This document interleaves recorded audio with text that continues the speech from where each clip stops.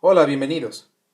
Seguramente si ustedes son personas a las que les apasiona la electrónica, pero apenas van comenzando, tal vez hayan intentado reparar algún aparato electrónico en su casa y se hayan encontrado con algo como esto. Pudiera ser frustrante ver todos esos componentes ahí pegados y no saber qué es lo que sucede. Sin embargo, hay que recordar que cada uno de ellos tiene una función específica, que en conjunto realizan funciones más complejas y al final son los que conforman el sistema completo. Pues en esta ocasión lo que quisiera mostrarles son los componentes más básicos que conforman una placa de circuitos como esta. Bueno, pues para comenzar vamos a hablar acerca de las fuentes de energía. Cuando hablamos de electricidad y de electrónica, pues obviamente necesitamos una fuente de electricidad. Las formas más comunes en las que encontramos la electricidad aquí pues son en baterías o en dispositivos que se conectan a la red eléctrica y nos proporcionan un voltaje con el que va a trabajar el aparato. Algo importante a considerar en los aparatos electrónicos es que generalmente funcionan con voltajes bajos y con corriente directa. Existen sus excepciones, pero eso es lo más común.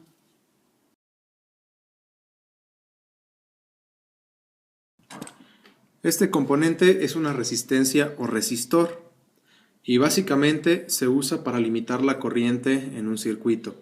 Su valor se mide en ohms. Esto se representa con la letra griega omega. Su símbolo eléctrico es este. También podemos encontrar resistencias variables como esta y esta, que tienen una perilla para cambiar su valor. El símbolo de las resistencias variables es este.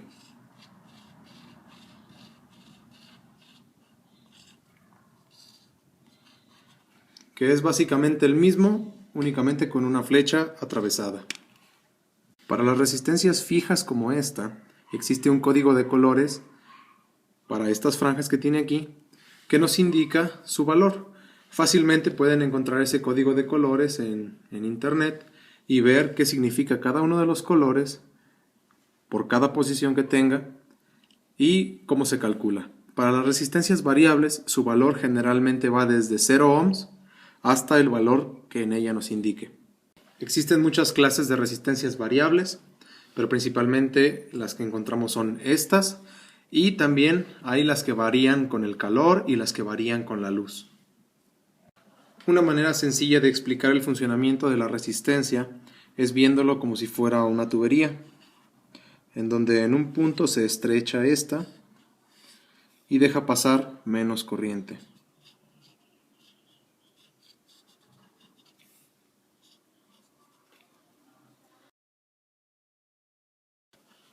Este componente que tengo aquí es un diodo. El diodo comúnmente lo encontramos con forma de cilindro y con una franja que nos indica su polaridad.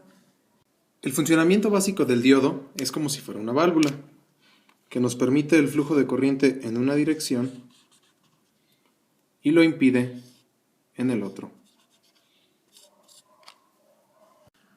Los diodos básicamente están construidos de material semiconductor, que es silicio o germanio, y los encontramos en muchas formas, desde los pequeños a los de alto voltaje y los de alta temperatura.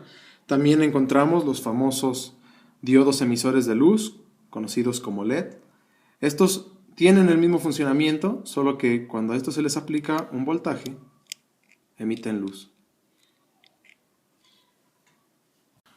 El símbolo eléctrico más común que encontraremos para el diodo es este, que es una especie de flecha con una línea. Esta línea generalmente coincide con la franja que tiene dibujada el diodo físicamente y nos indica la flecha el flujo de la corriente. Las terminales que tiene, por donde entra la corriente, se llama ánodo, por donde sale se llama cátodo. Para el diodo emisor de luz el símbolo es muy similar, únicamente está encerrado en un círculo y se indica que está emitiendo luz. En el caso del diodo emisor de luz, lo más común es que la pata más larga sea el ánodo. Bueno, pues el LED nos ayuda a ilustrar muy bien el funcionamiento del diodo. porque como podemos ver aquí, enciende de un lado. Si conecto las terminales como debe ser, el LED enciende. Más si yo las invierto, no pasa absolutamente nada. De esta manera podemos ver gráficamente cómo funciona un semiconductor.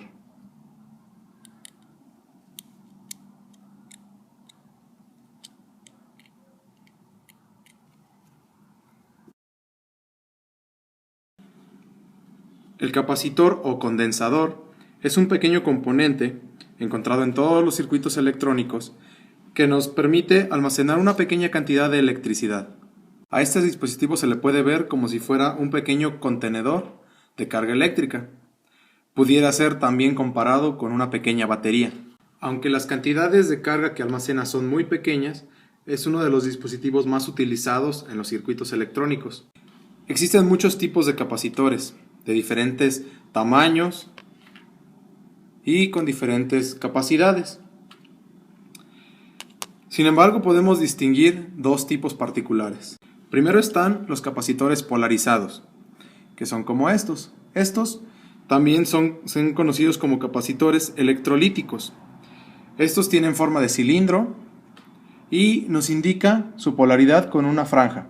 Generalmente viene marcado el lado negativo. Su símbolo eléctrico más común es este, donde esta parte nos indica el lado positivo y esta parte el lado negativo. Se les da el nombre de capacitores electrolíticos porque están rellenos de un material que almacena la electricidad conocido como electrolito. En este tipo de capacitores hay que respetar la polaridad porque si no podemos dañarlo. Por otra parte tenemos los capacitores no polarizados, que son como estos, en los que no tienen una polaridad específica y su símbolo eléctrico es este. Estos están compuestos de diferentes materiales y su capacidad es menor a la de los capacitores electrolíticos. La unidad con la que medimos la capacidad de almacenamiento de un capacitor es el faradio. Y su símbolo es la letra F mayúscula. En la gran mayoría de los capacitores podemos encontrar indicada su capacidad y el voltaje que resisten. Vamos a verlo aquí también. Hay algunas excepciones en las que se utiliza un código de colores, pero que de igual manera podemos encontrar fácilmente en Internet. Debido a sus propiedades y a su construcción interna, los capacitores son de los componentes que más fácilmente se dañan en un circuito y más en los circuitos que manejan altas temperaturas. El transistor es un dispositivo semiconductor similar al diodo, pero en este caso se ha agregado una tercer terminal.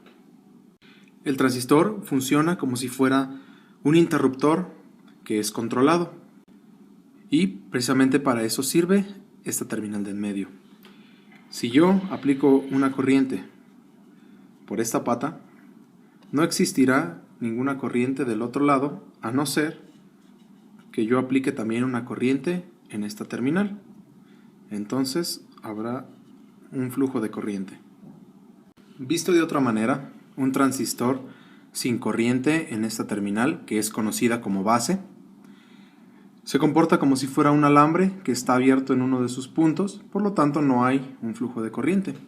Pero al momento de aplicar a la base una corriente necesaria, se crea un puente y la corriente puede fluir libremente. Existen también muchos tipos de transistores, dependiendo de sus aplicaciones.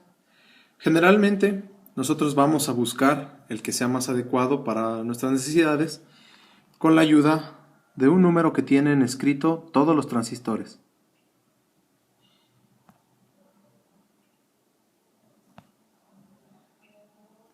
Con este número nosotros podemos ir a Internet y buscar algo que se conoce como la hoja de datos, y ahí nos especificará las características de cada transistor por su número. El símbolo con el que comúnmente encontraremos a los transistores en un diagrama eléctrico es el siguiente.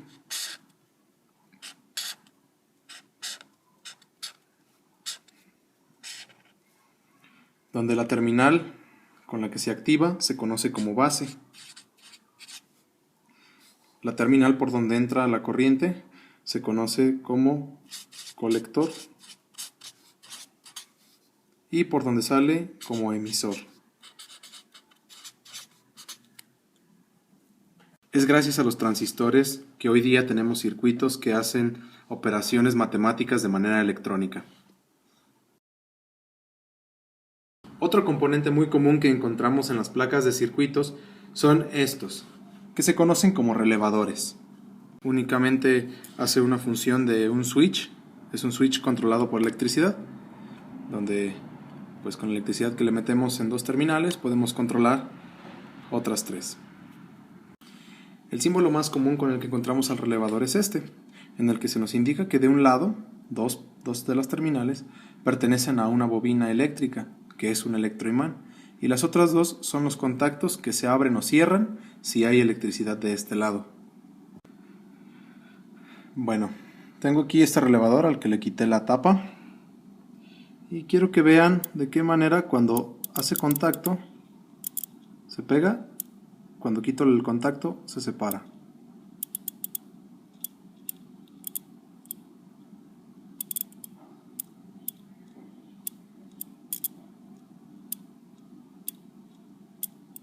Espero que se pueda apreciar bien cómo lo hace. Es muy leve el movimiento, pero hace contacto en las dos placas que están de este lado cuando hay electricidad en esta bobina.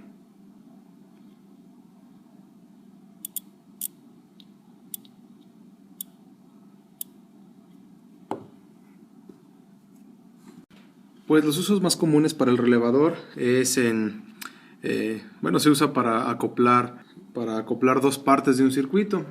Generalmente los circuitos electrónicos funcionan con bajo voltaje, pero con la ayuda de este dispositivo nosotros podemos manejar dispositivos de más alto voltaje con un circuito de bajo voltaje.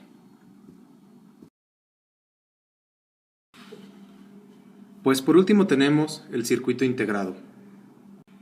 En sí, este no es un solo componente, sino un conjunto de todos los componentes anteriores que hemos visto.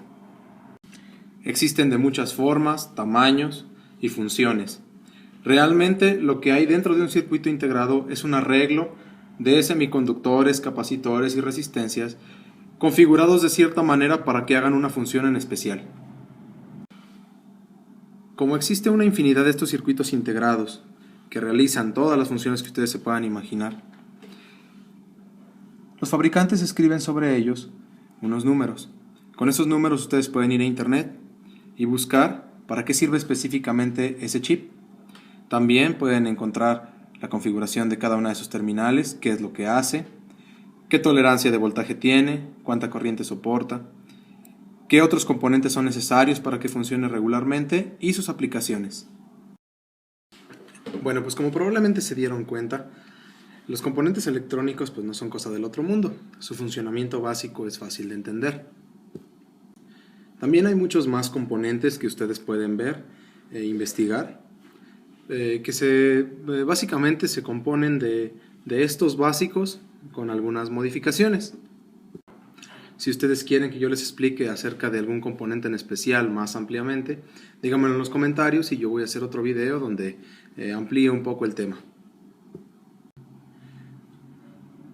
Como una recomendación, yo les invito a que busquen e investiguen en internet, en diferentes medios, acerca de componentes electrónicos, de nuevos componentes, de otros componentes más complejos, y eso les va a ayudar bastante a entender cómo funciona la electrónica. Hoy en día la mayor parte de las cosas trabaja con electrónica y entender un poco mejor cómo funciona pues nos ayuda a tener herramientas para solucionar mejor nuestros problemas.